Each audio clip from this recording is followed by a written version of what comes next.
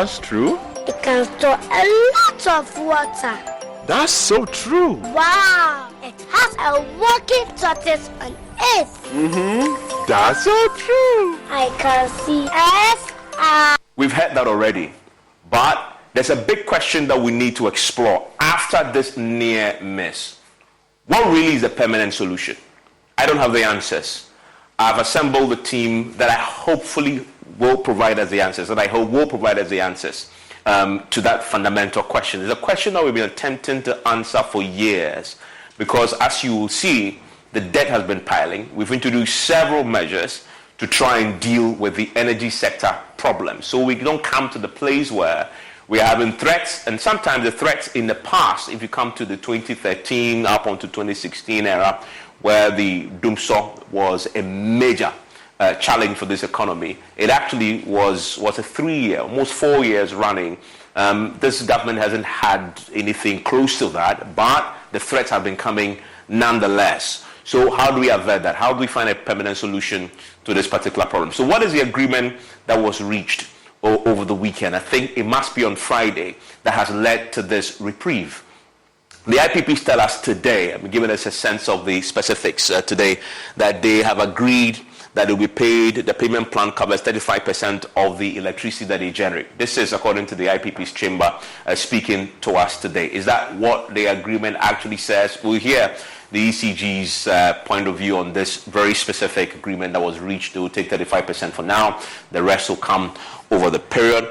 They've also suspended their shutdown as a result of this agreement. But in that document that they issued, they warn that if the rest aren't paid, they will be forced to return to this threat that they put forward over the weekend. In fact, it's been a month and we were all counting down. Everybody was anxious, but it was averted. The man who led that negotiations and made that happen is with me in the studio today to help us walk through this. I really not interested so much about what just happened. I'm interested in the permanent solutions, but also we need to understand how we got here. If you don't diagnose the problem properly, you would be unable to prescribe a proper solution to it. The IPP thankfully says they will be engaging government and the ECG actively going forward to resolve all the outstanding financial issues. And there are many financial issues to deal with. Government expects to restructure, as we've been told by the Finance Ministry. I'm talking about the challenges that the government have to deal with. Some 1.58 billion of IPP debt. And that in itself is a controversial matter because the IPPs, they are not really in favor of any form of restructuring. But I understand that it's part of the suggestions that have been put forward to them. We'll see what has been the general acceptance within the IPPs generally. They have a chamber, but in the chamber are individual members. And some of the members have different positions on some of the issues. So we need to drill down a bit more. If you look at the government position, they've asked the IPPs to, avail themselves of the restructuring because government needs that space. Because the debt has been piling. If you look at the IPP's position, they don't want government to touch their monies at all. But something has to give. So everybody else gets something at least for now. Now let's talk about the debt situation. If you look at the IPP debt, 1.73 billion is what they put it at. I will check what the latest figure is. But the Finance Ministry data, the recent briefing that the Finance Minister put out recently, talks about the energy sector legacy debt of 2 billion also. And I know these numbers, if you look at the various documents, some of them are shifting almost all the time. This is according to the Finance Minister very recently when he did that briefing updating us on the IMF program. He pulled that figure out. The IPPs themselves have pulled this figure out as well. And I've heard that sometimes it becomes necessary then to audit. So you agree on what is actually owed before you begin to even think about what to pay and who to pay. But then you look at the average annual debt. And I found this interesting in the IMF document. And the IMF is actually suggesting that we will actually still be accumulating an average of $1 billion a year in energy sector debt. And they put a timeline possibly to 2024 ending unless we implement a program that this government's cabinet in 2019 introduced, the energy sector recovery program, which was a fantastic program. And if you look at the IMF program document, it is in there as a solution to our problem. And I've been asking, that program was to last 2019 to 2023, right? That is this year. what have we done in terms of meeting the targets, the timelines? Because that program had timelines to it. And I find the targets, the objectives in there very noble.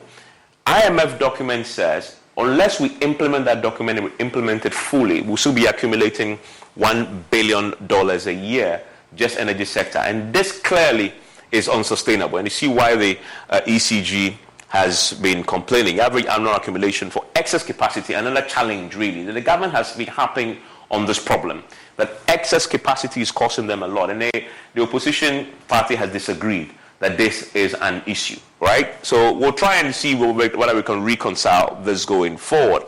But the IPPs contribute significantly to our generation mix, and we can't do without them, because we took a decision some time back that we'll bring in IPPs to help us with thermal generation. If you look at the IPPs' current standing in terms of what they contribute, some 65% of the thermal power, 40% of the total power production. So bottom line, we can't do without them. And this graph tells its own story in terms of the share of the mix generally, 1% solar, 38% hydro, and this is where they mostly play in terms of the IPP. So clearly when you look at the picture, we can't do without them, right? And if you do the projections going forward, we possibly will need more of them, not less.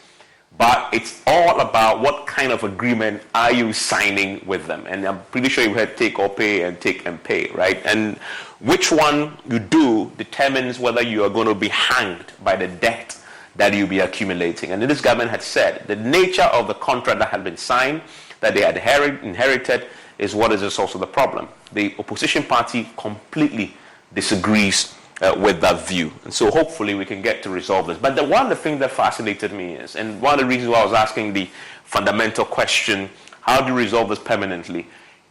This latest threat to shutdown by the IPPs isn't the first time they've done this. In fact, in the last 3 years, we have been tracking the timelines. Let's go to 2019 October. They issued a similar threat that they will shut down, 2019. You go to November 2020, again another threat to shut down. And then you come to what we've been talking about right now, which is this July one that had just been averted. It was ending of June, but of course we know that we are talking about we are experiencing no doomsaw because they have averted again. So they have threatened, at least since 2019, 3 times at least, to shut down the power plant. And the question I simply want to get to is, how can we stop this threat, avert scenario that we've been repeating at least since 2019? How can we find a permanent solution to this? It is not for the want of trying. The previous government had tried. We set up the Energy Sector Levies Act. We collected money to deal with the debt. It quite didn't solve the problem. We have the ESLA PLC. A lot of us bought into that as well. Bonds. They pay us. They take some of the money, take loan from there, clear some of the debt. As I mentioned, my favorite one is this government's own initiative in 2019, the Energy Sector Recovery Program, which had a clear timeline, 2019-2023, to try and resolve the issues, make the sector financially viable. Cabinet approved it. So what happened to it? Why are we seeing it in the IMF program? And IMF saying that is what you need to implement. And I've seen the program. Government is committing to fully implement that as well. But the timeline that was set, almost elapsing. So clearly something needs to happen. And hopefully my guest will help us with, this is not politics. This is really a national conversation that must be had, because at some point we need to stop repeating this constant refrain. We'll shut down, we will negotiate, it's averted last minute. They repeat the cycle all over again. Can we say after today, after what happened on Friday, that we will not come back to a place of threat and avert? That's the conversation I'm going to be having after this. Stay with me.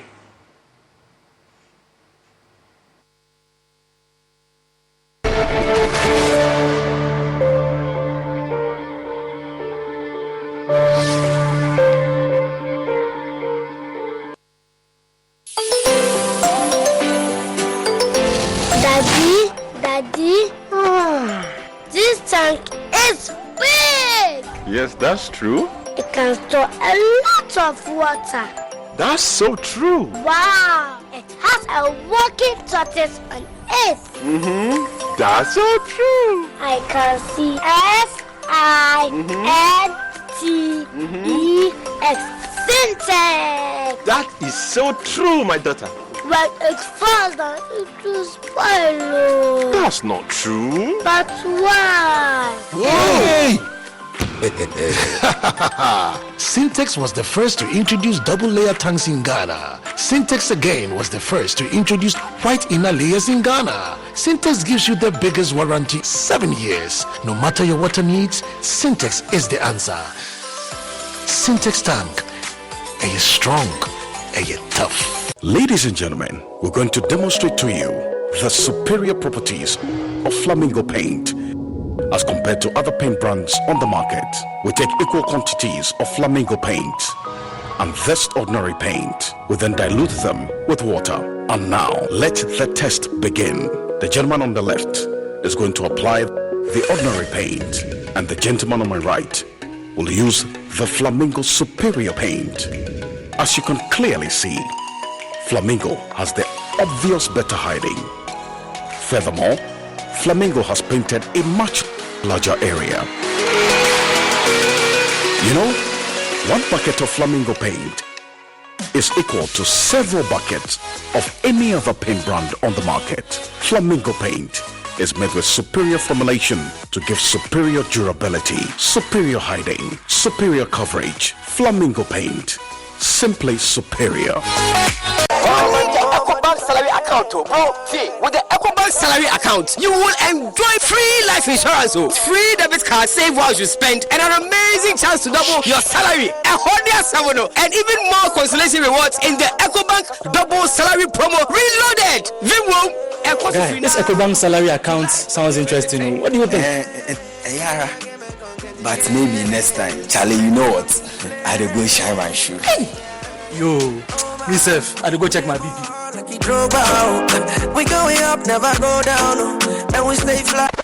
Chairman, you see the white sign it here. Open an EcoBank salary account today for a lifetime of benefits. You also stand a chance to win more than double your salary in the EcoBank Double Salary Promo Reloaded from now till July 31st. Terms and conditions apply.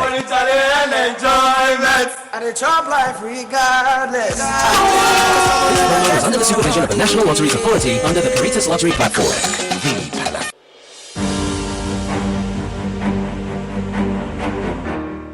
My name is Tina. I am a person living with HIV. I got to know my HIV status after I gave birth and lost the child because of HIV.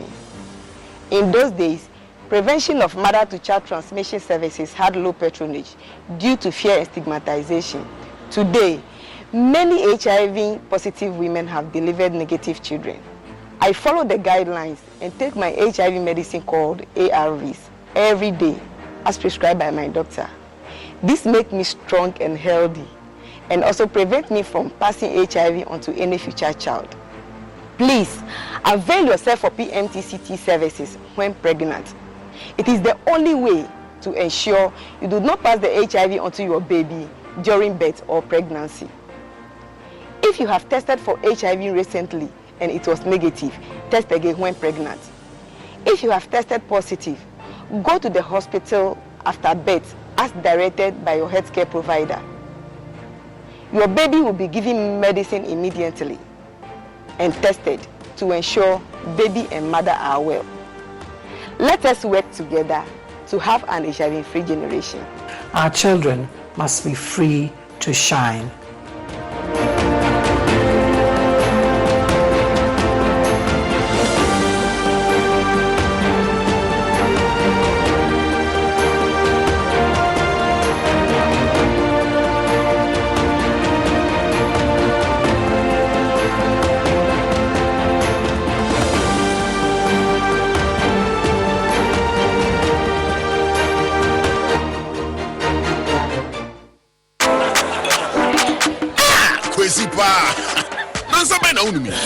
Whiskey.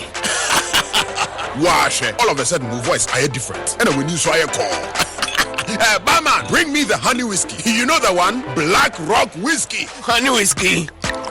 Charlie, honey, near dear Frau. Black Rock whiskey is strong. Now so taste me is smooth and it goes down easy. Excuse me.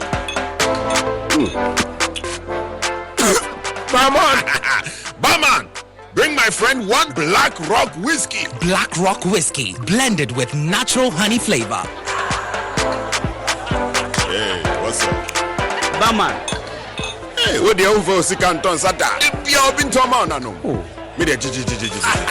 Black Rock whiskey can be a feeling smoothness, no? Drink responsibly. Not for sale to persons under 18 years of age and not recommended for pregnant women. This advertisement has been vetted and approved by the FDA. Own your luxury. What if you could enjoy ultra luxury in the environs of Sakumono? What if you could have a share of affluence all to yourself? Step into our 5-bedroom executive Ohima suite or our 4-bedroom Oyster Asantua space or our 4-bedroom plush Kukwa unit and discover a whole world of possibilities. It's not just a building, it's a promise of a dream come true. Cherry Tree Properties. We develop spaces as though we were going to occupy them ourselves. Reach us on 0553 662 366 or 0544 299.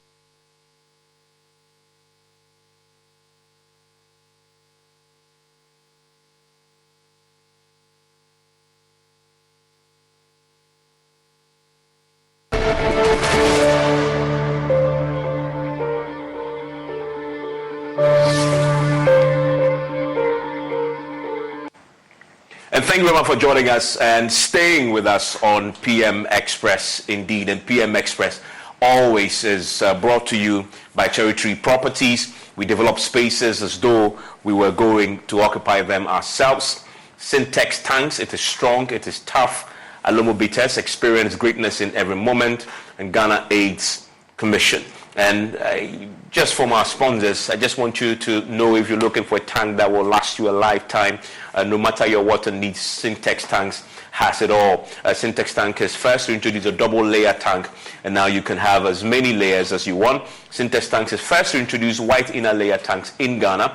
We now introduce you to the customer specs order. Indeed, you have to specify your specs, which lets you order any color and size of preference, and it's only available at Syntex Tank. Syntex Tank gives you the largest, longest warranty of 7 years, which no other tank gives you in Ghana. So whatever your water consumption, size of project or demand, choose Syntex Tank. We have agents nationwide. Please call us on 0244 335 168 or shop online at syntexgh.com. Syntex Tank, a strong, tough, and of course you also may be looking for a house, but make sure when you get a house you pay ECG what they are due once you connect to it. Talking about houses, Cherry Tree Properties have something really great for you. Desires are wishes. Beauty is a promise of happiness, but passion is everything. Thinking about buying a new home? Talk to those who build with passion. Sloan Square, a new gated community development at Sakumono, is the place you really want to check out. Developed by Cherry Tree Properties, one of a kind, well-planned luxury you have never experienced before. Contact 0553 662 366 0553 662 366. Cherry Tree Properties, sophistication and class. Joining me in the studio is the head, the MD of the Electricity Company of Ghana, Samuel Dubik Mahama. Samuel, thank you for your time here on PM Express. I'm grateful to have you joining us tonight once again. In fact, the last time I was in your office, you had shipped everybody away to go and look for money. So thankfully, I guess you've made a bit, so it's good to come in the evening. Also joining us is the ranking member on the Mines and Energy Committee in Parliament. John Junapo is my guest. Hello, John. Thanks for your time here on PM Express. How are you doing? Good. Great to have you.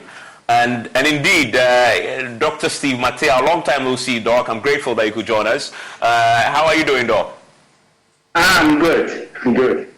Pleasure to be on the show. Great to have you. And of course, the man who has been leading the conversations when it comes to the IPPs since they started. He also is joining us for a conversation. Eliklem Kwabla Apetogbo, who is the CEO of the Chamber of Independent Power Producers. Hello, Eliklem. How are you, sir? Very well, thank you. Great. I mean, so just let me start with you just for quick clarity. I understand that what the agreement is that you're paid 35% of what you're owed. Is that what it is? Just confirm for me. No, that is not the case. Okay.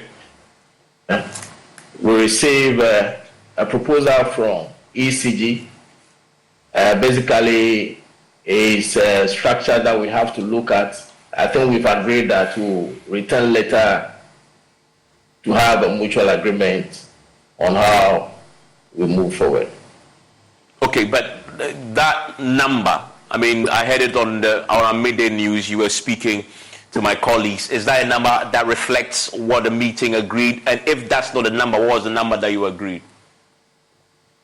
Well, I will not provide that specific detail, but I think our basic demand was that we want at least 30% payment of our arrears as at the end of March. Mm-hmm.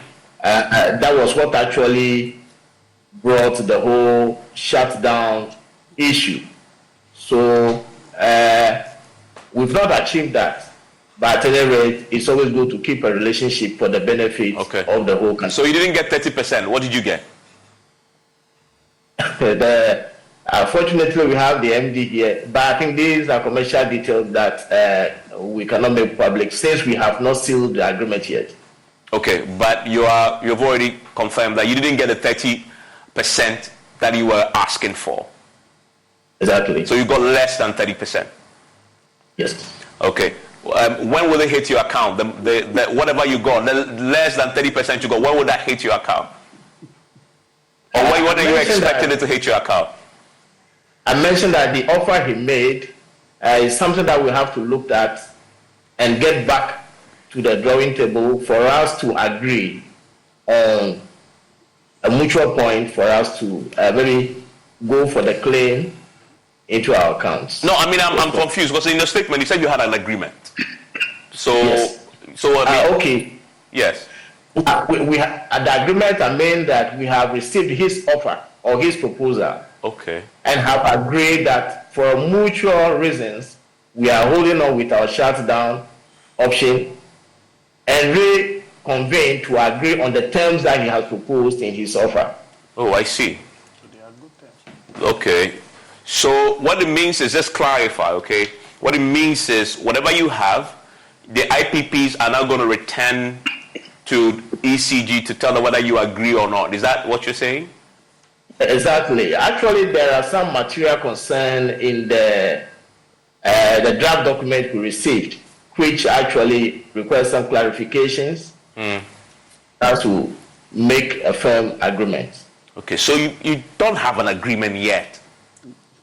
I mean, everybody's, this is a big deal, so I just really want clarity. Your sentence say you have an agreement, but I've just heard you say you're now going to consult and come back and sit down to agree on the offer that they've made to you. So yes. You don't have an agreement.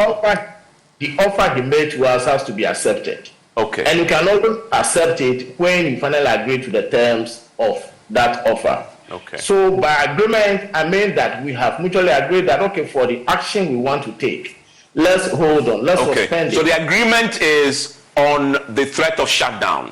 You've agreed you will not shut down. Exactly. But the substantive issue of what you're owed and how much you should be paid, they've made an offer to you. You are going to return to the ECG with a position on that offer. Exactly. Okay. Is that what it is? You're hearing it from him. No, I get it, but you are the man who negotiated it, because it's important we have this really cleared up. The most important thing is the shutdown is back. No, the shutdown is not back. The shutdown is a thing of the past. I can understand. Hasn't resolved. I can understand the whole NDA conversations and the call. So the legacy debt has been ring-fenced. Okay. Up to June. The agreement that I gave to them was from July moving forward, we are going to try to stay current. But in trying to stay current, we have to be realistic with some numbers based on what is consumed and the collection rate. So we looked at that and then we made them an offer, which in our opinion, we felt it was quite a substantial amount because it varied from what they've been receiving, maybe more than 100 or maybe 200%. You're paying them, is it an offer to pay a percentage of what you owe them? No. So I'm not looking at the legacy debt. I'm trying to make sure that we stay current moving forward. The legacy debt has been ring-fenced, and that conversation is yet to be had. Okay. But to legacy debt of how much? How much are you? So because I know that's a moving figure. Yeah, that's what I was explaining to you earlier, that it's around 2 billion now. Okay. So that's what you've ring-fenced.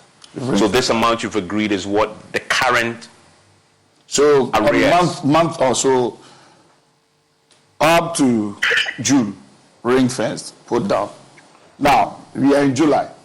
What we take from the power plant this July, we are going to make sure that we pay the new conversations that we've had. Okay. You understand? If even we are not going to reach there, we should make sure that a substantial of that amount is paid. Okay. So the big question that if you ask Kelly Klim, he will tell you is, why are we where we are now? It's because there's lack of certainty. Nobody is saying that you shouldn't owe. What makes you a good creditor is how you service your debt. That's what gives you the confidence, or that allows something to be a going concern. Is it right then to say that this agreement essentially says, bring certainty to the conversation about what I am taking from you? I'm providing you certainty that now, from henceforth, I will pay you. Exactly. Okay. Exactly. And it's a proposal that was given to them that's backed by a bank anyway. Okay. So it would be something what in the line of maybe like... So at the end of July, whatever you've consumed, you will pay them? Based on what we've agreed upon, they would see that's a discount. Anything before July, you ring-fenced, and that's a conversation that you will have going forward. Exactly. Okay. Exactly. Okay. So that is the agreement. That's the agreement. Okay. Let me quickly get quick reactions to that. Mr. Jinapo, what's your take on this? Very, very important. Very, very, very important. The discussion was that you owe me about 1.7 billion. Pay 30%, other than that, I cannot stay current. Was that not the discussion? Yeah. Your question was straightforward. What are you doing with that amount outstanding? I'm now hearing that it's being ring-fenced. Ring-fenced to where? Ring-fenced onto whose book? When you are ring-fencing a liability, it means that either you are creating a special purpose vehicle or you are ring-fencing it to treat it at the national accounting level. This amount hasn't hit our national accounts. So if you ring-fence it, where is it sitting? That is important. You cannot ring-fence something and leave it at bay. You must ring-fence it, which means that you are taking it off your balance sheet, like we did with the legacy debt. We had a special purpose vehicle called ESLA PLC, ring-fence the debt, transfer that liability to ESLA PLC, and the receivables from the ESLA levies is used to handle that liability. So if I'm hearing today that we are ring-fencing, very, very uncertain. Anyway, I have spoken to the committee chairman. We will take this up at Parliament. I can understand that they are very hesitant to give you information. Going forward, what bills are you going to be paying? We know the monthly bills. Are you going to pay 100% of that bills, knowing that you cannot? But that is a fact. ECG in its current state cannot pay 100% of power that it buys. I have the latest ECG reports, and I'll just go to the document. ECG 2023 Work Plan for Parliamentary Select Committee, page 3 of 36. This was presented by the current ECGM. If you look at 2022, their sales, I'm not talking of purchases, for purchases could be another matter. I'm talking of what they sold. They sold 10 billion and collected about 7 billion. So there's a 3 billion gap in terms of collection. And this collection includes arrears, not staying current, because this collection includes people who owed previously, and through very aggressive measures that the current MD is taking, and maybe his predecessor, it does appear that they are recouping something. So I thought that they'll be honest with us and tell us that they want to stay current with say 60%, with 50%, so that the discussion then will be that the difference, how do we treat it? When you open up that way, all of us can bring suggestions. But when the IPP chamber and ECG itself appears not to want to tell the public what exactly they've agreed to, it's problematic. Anyway, when they appear before the committee... Stay with me. I'll come to you quickly on that. Let me get Dr. S. Mateus' quick take. Doc, you've heard the skeleton of their agreement. Give me your quick reaction. Yes, it gets a bit confusing. And I'm quite surprised that, of course, on the part of ECG and the independent power producers, I can understand why they are being tight-lipped in terms of the terms of the proposals that have been made to them, and so it does not really help. Though I can understand, it does not help the conversation. My good friend, John Jinapo, who I know is a member of the Mines and Energy Committee, does not also seem to know the details. Meanwhile, we were told that the committee was the one that facilitated this conversation between the power producers and ECG. In fact, you're right. There was a whole paragraph. There was a whole paragraph in the statement that was issued and signed by Alec Plim that gave a lot of credit to the Mines and Energy Committee. He spoke English. Exactly. So it's quite surprising that Honorable John Jinapo seems to be in the dark in terms of what was discussed through the facilitation of the Mines and Energy Committee. Be that as it may, I'm aware that the new management of ECG has been doing a number of things to improve revenue collection. And I want to believe that perhaps the data in respect of the efforts being made and the results may have counted in trying to provide assurances to the IPPs in terms of the ability of ECG to be able to meet substantial part of its indebtedness going forward. I know, for instance, that, and we all know, actually, the aggressive revenue collection efforts they made in recent times, and they've given the assurance that this is not going to be a nine-day wonder. They're going to continue with the revenue collection. I also know that they are doing some metering audits. In fact, they've been to my house on 2 occasions, trying to assess the meter and make sure that the meters are reading correctly, and again, trying to check illegal connections and stuff like that. We also know that part of this problem has been the involvement of the political class in the procurement of meters. At one point, every Tom, Dick, and Harry was bringing in meters, and they did not allow for standardization. And so we have substandard meters in the system which are not reading accurately and shortchanging ECG. All these have to be sorted out, and I know there are plans to do this. And so it gives me, I'm quite convinced that it is the data arising out of these interventions and plans of ECG that has given the IPP some assurance. Okay, stay with me. You heard Jinapo's questions. Yeah. That he's posed on what you've just told us, in fact, both you and Alec Plim. What's your reaction to that? You know, first of all, some things are quite sad, because I have never shied away from speaking to anybody. In fact, maybe my approach to, or what I'm about to say, but the Honorable Ranking Member, I have never denied access to him to talk about issues, or even if he decides to reach out to me about issues. I met not to sound a bit, how do I put it? But there is a problem. It's about where you position yourself on the problem and how to solve it. What is the problem? We owe. Can we pay? No, we can't. What do we do from now moving forward? The IMF or the World Bank has given you certain conditions to meet. He said it clearly.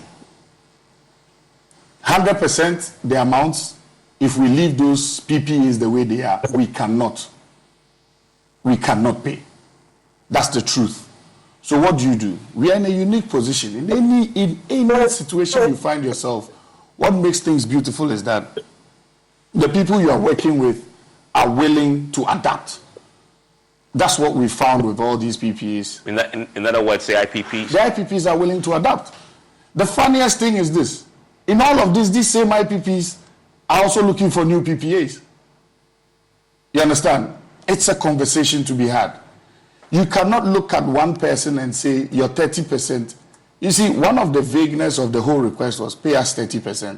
Was it to pay 30% to each company or bring 30% of the entire amount and then we share it according to what?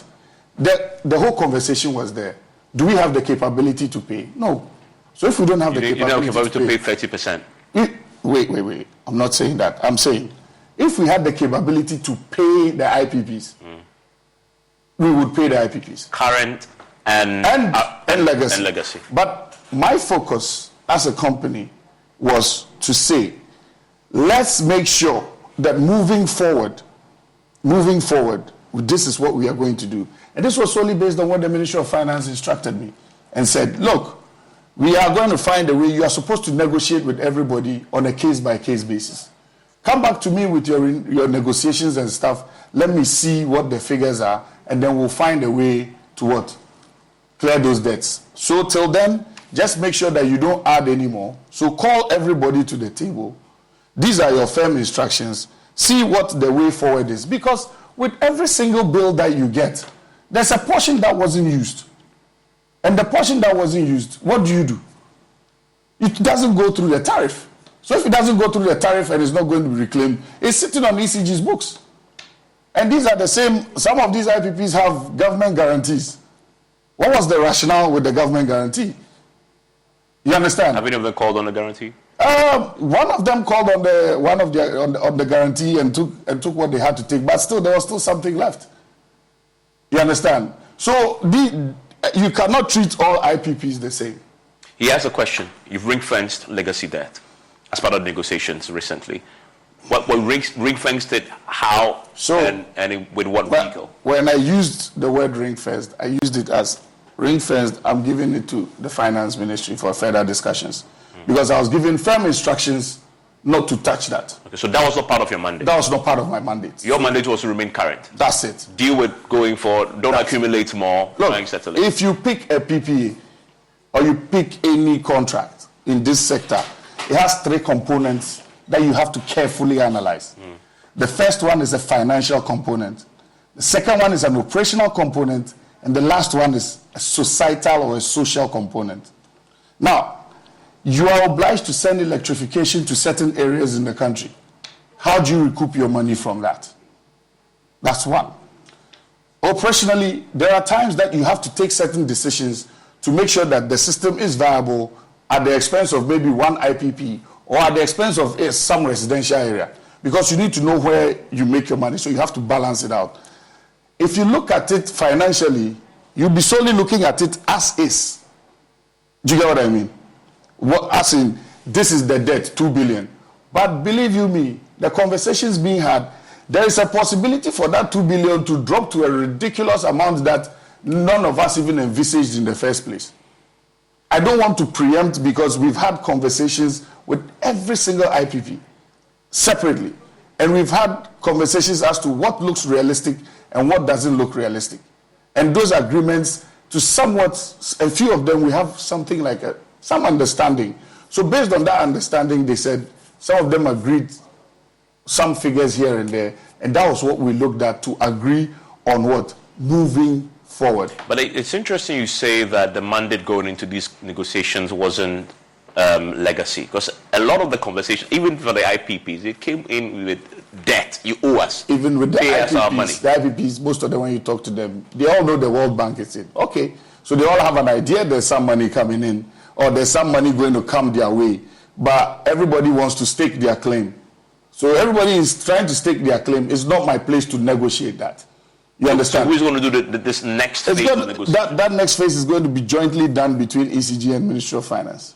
When will that start? The Attorney General's office. When will that start? It started this afternoon. On Wednesday, there's going to be further consultations, and then we sit down and finalize. So, to be clear, you're now going to negotiate over the IPP's debt. Legacy debt. Yeah. But you see, they have to be operational. That is what you've agreed. Exactly. So I think that is fair. Yeah, we can't go ahead. But just for a lot of people, including myself, up until now, I've always been under the impression that all the last 1 month, you were actively negotiating legacy debt. At least that's what Eleclum has said. That was what we were trying to do, to negotiate legacy debt. But as you can realize, government from December has said they are not paying certain things, certain debts. Now, government is still in negotiation. They are going to the Paris Club. They are going to the Eurobond holders. So let government finish those conversations. Let's see what discounts they get. And let the finance minister come and talk. You understand? Eleclum, quickly on that. So now we have clarity. The conversations with you, your real debt that you're complaining has been ring-fenced. The conversation really is about going forward and remaining current. Well, thank you. I'm actually hearing from him the first time that our legacy debt are being ring-fenced.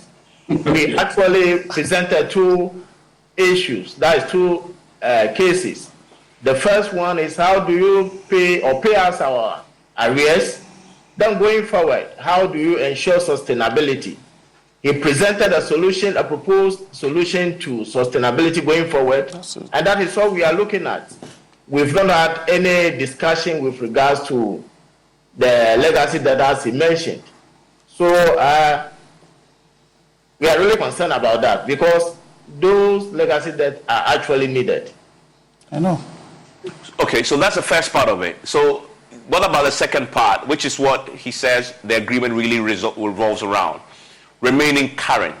And that going forward, they will pay you what you bill them.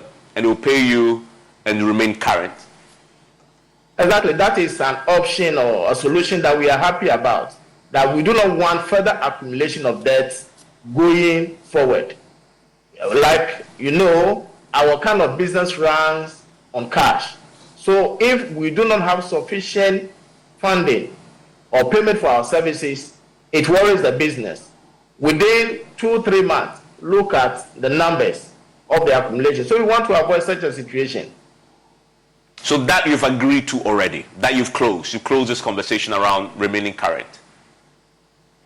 Oh yes, we accepted that offer he made, but like I said, there are some material content of the document he presented to us that we need to sit down again and agree, have a mutual position that favors everybody.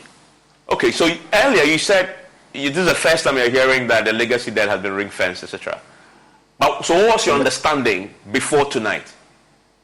You were in the negotiations. You obviously have been in negotiations. Yes.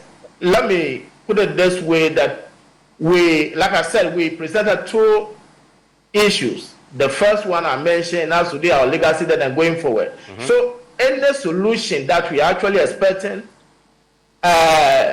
largely has to do with the outstanding that we required. We mentioned that we are in default to our lenders. So obviously we are looking for a portion of the outstanding to clear our lenders. And also, how do we go forward? Our operation, do we need to go and borrow again to keep the plants on? No. What are they doing to ensure liquidity, solvency of the sector? That is what we are talking about. And today, Mr. Dubig Mama says the conversation about legacy debt started. Were you part of it? Started well, no. Okay. But he's also clarified that going forward, the finance ministry together with them will lead that conversation. Yeah, the engagement we had with the Ministry of Finance respectively was basically a formation of new negotiation team that I don't know if they are looking at the legacy debt or ECG is taking that as a responsibility. Okay, Mr. Junapo. First of all, let me just clear this. Dr. Mateo, indeed we met the IPPs. We played a key role and encouraged them to meet. They finally had a very fruitful meeting on Friday. Parliament says tomorrow. So until Parliament convenes tomorrow, it will be very difficult to get official information. We get a lot of relevant information from our own sources. But when you're on such a program, you're a bit cautious. You want to put out verified information that comes before the committee. Mr. Derek, as a Jew, that is just 5 days ago, you couldn't pay these IPPs. And so you classified, and based on your way, you said June as legacy. And then you're saying this July, you have instructions from the finance minister that you should take care of it. The first question anybody who understands this sector would ask is that what has fundamentally changed between June and July such that you can stay 100% current with the IPPs? That is really fundamental. And I think that when we are making these promises... Mr. Jinapo, he says he has an answer for you. If that's a fundamental question, please hold your thought. Let's see if we can get an answer to that question quickly. Again, transparency in this sector is key. The level of dishonesty and intellectual dishonesty actually in this sector doesn't help for growth. In our own style of being negative in this sector is what is killing the sector. I shared the same sentiments with the IPP chamber. I subjected ECG, in fact, with the permission of my board chair, we subjected ECG to a KPMG audit. You see, Honorable churned out some figures. That's what I'm saying. Honorable, if you had spoken to me, you would realize that fundamentally there were some operational issues, and now those operational issues are gone. The transformation of the company is almost there. This is the KPMG document. Mm-hmm. This is ECG at 2022. He said 7 billion, which is true. This is ECG January to May. How much is that? 4 billion. That's 3.91 billion. There is 1.6 debt that has been used against, that's a collection that has been used against ECG's taxes to clean ECG's books to make ECG what? Viable to borrow. So that if you add this 1.6 to this 3.9, you're talking about 5-point-something billion as at what? May 2023. Can we still focus on so you're saying to direct to his question, in July, you are in a position to pay IPPs 100% when they send you a bill. So what I'm saying to you is this. As of now, the company's fortunes are turning around. Yeah, but the question, can you answer directly? So I'm going to answer you directly. As Elipulim told you, we are going to pay them exactly what we promised that we were going to pay 100%? them. But that's again, before that, you are going to be mischievous with that, because I initially told you that as is now, with the bills they are bringing, it is not sustainable. So we have started engaging them on these take or pay components to change the conversation from the amounts that they are talking about. Because to be honest with you, the figures they have now, they are not sustainable. Okay, but you were talking about the remaining current. So at the end of July, when they bring you a bill, it will be current. Would you pay it in full? It will be current. In full? Yeah, 100%. Based on the understanding we have with all of them individually, yes. I'm not clear if I go back to Jinapo because it was his substantive turn. This 100%, is it based on a renegotiated contract? It's based on a renegotiated conversation on the financials, which at the end of the day, the Attorney General will look at because it has its own implications. And then whatever the necessaries need to be done will be completed for it to move forward. Okay. But they have agreed in principle on those figures until such a time, for those figures to take effect, until such a time that when it's done, then it becomes... So you expect that the bill you get at the end of July will be lower than what you got before July, based on the renegotiation. Yeah. That's why you're confident. That's why you're confident you can pay in full. Yeah, we have an understanding on how to strip the. So they will still bring their old bill. Yeah. But we have an understanding on how to strip it and give them what we are supposed to give. Mr. Jinapo. The spokesperson for the IPPs is live on your program. Is that what they've agreed? Yeah, I mean, but you are actually right, Mr. Jinapo. Should I put that to him so that we can all be wiser, right? Then you can come back in. Let's do that. I don't know what Dr. Steve Material, because he's put out two issues. The first one had to do with legacy debt, that there was an agreement. The spokesperson for the IPP said no, they are not aware of that. Now there's a second one that says that they've come to an agreement on this month, July, how the bills will be treated, and that it will strip the bill down. And I'm saying the spokesperson for the IPPs is right here. Is that the agreement you had with them? I mean, Ghanaians want to know. Yeah, but so let's ask him. Let's ask him. Stay with me because it's your substantive turn. I promise you get that. But let's clarify that. Ms. Eliklem, is that your understanding? No. Okay, so explain. Okay, so let me go forward. He says no. No, I wanted to. No, sorry, forgive me. Because of let him explain why no. Mr. Eliklem, please, why no? They're on a case-by-case basis. Yeah. Oh, please, I can't hear him. Please unmute for me. Yeah, okay. I have indicated that he made an offer to us based on going forward. And I said generally we are expecting a solution to all our outstanding. Now, he is making a point that he has engaged all the IPPs individually and have come to an agreement. And to the best of my knowledge, there was no agreement like that because we have real-time information amongst ourselves. So I would be glad if we can confirm or clarify further. Okay, stay with me and let me go to Junapo and I'll hear from Dr. Simatea. Yes, Mr. Junapo. I would appeal to my brother, the ECG MD, to tread a bit cautious. Look, this is a document submitted to Parliament, Memorandum on the Capital Financing Agreement. This issue of even your so-called ring fencing, it doesn't hold. Just this week, this Friday, they submitted a memo. They want to borrow $620 million to pay Car Power's fuel, Letasco's fuel. All these are part of the legacy debt. And so when today, even after the ministries presented this to us, I'm hearing from ECG, which is a company. ECG is not government. And saying that now you're going to ring-fence it, it sends very mixed signals. I can agree, ECG, that you are in a tight corner. I can agree that things are difficult. But I think that we should tread cautiously in raising people's expectations. Even right on this program, the very IPPs you are engaging with, you are not in tandem with them. When it comes to legacy debt, you are not in tandem with them. When it comes to going forward in terms of the bills to keep current, you are not in tandem with them. Because Eliklem speaks for all the IPPs. It's because the IPPs cannot speak individually. That is why they've come together as a chamber and they've elected a spokesperson. And when they appeared before the Mines and Energy Committee, we have clarity that he speaks for them. So when he speaks, I can't take it lightly.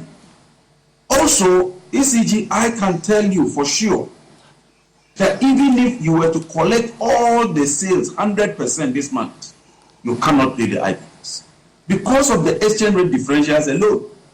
A couple of months ago, the exchange rate was 6.5. Today it's about 11. You haven't received a tariff increment commensurate to that. So let's be careful. If you've been in this sector for a while, it's a very difficult terrain. And when you are making commitments, especially on a program such as this, be careful not to tell the people of Ghana that you make 100% payment. Other than that, end of June, the days are quick. They might submit the bills to you, and you have it very, very tough. Let me hear from Dr. Steve Mattel. Doc, I mean, let me begin this next part of the phase of the conversation, which is really, we've had the shutdown has been averted. We've had the details of the plan. I mean, there are issues that still need to be ironed out. The big question is, how do we ensure that we don't come back to this point? Everything you've heard tonight, Dr. Steve Mattel, where would you put the pendulum in terms of when you swing it, in terms of how do we avoid, I mean, this back and forth, the conversations around shutting down or shutting down. What's a sustainable solution to this problem? Well, the solution I see to this problem lies in ensuring efficiency at ECG. Exactly. And this is where I want the new managing director to tell us exactly what he's doing to reduce technical and commercial losses. I know ECG also will need asset renewal. their machines, transformers are all old, and if you don't change them, there's no way you can achieve that efficiency level. How do they intend to raise money to finance their capital investments to be able to bring about efficiency? I think this is where we need to focus the conversation. Otherwise, whatever we do, even if we have to raise tariffs and we don't deal with the inefficiencies, we'll always be back to the same situation. I mean, the challenge of inefficiency and unsustainability of debt, ECG's own debt, and ability to keep the lights on. So I think that the managing director should be telling us. I'm aware of certain things being done, but I don't know how much that translates into in terms of additional savings or revenues coming in to help ECG deal with these debt challenges. I'll get him to answer that question, but I want to take a quick break. When I return, we also need to diagnose this problem, why we are where we are. And as I said at my intro, these threats didn't start today. Since 2019, there have been 3 of them already. And now we are having a conversation around how to ensure that this remains the last time IPPs will threaten to shut down. But we've heard from governments suggest, and the government has suggested, that the current problem is fundamentally based on the contracts that were signed before. And I know that's a very controversial area. When I return, I'll get John Judapo, who was the Deputy Power Minister, to deal with that for me very quickly, about the contract that was signed then, what really were the rationale for them, and does he accept that it's part of the problem today? And if that's the case, how do you resolve it going forward? And then Mr. Dubik Mahama will also chip in about some of the questions that Dr. Sibatia has asked. What is a long-term plan to ensure we don't return to another threat of shutdown that then is averted last minute, only for us to return to that same point again? Stay with me. Right? So